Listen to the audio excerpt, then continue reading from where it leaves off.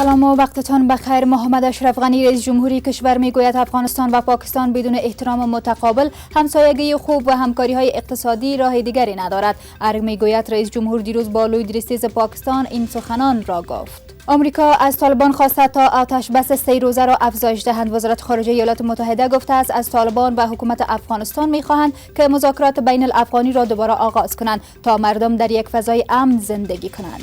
در 24 ساعت گذشته 157 طالب مسلح کشته، 99 فرد مجروح و 26 تنشان بازداشت شدند. وزارت دفاع ملی میگوید این طالبان مسلح در 15 ولایت کشته و زخمی شدند. کار ساخت سرک وصل کننده افغانستان با چین دوام دارد. وزارت فواید عامه میگوید این سرک 49.7 کیلومتر طول دارد و با هزینه 369 میلیون افغانی ساخته می شود.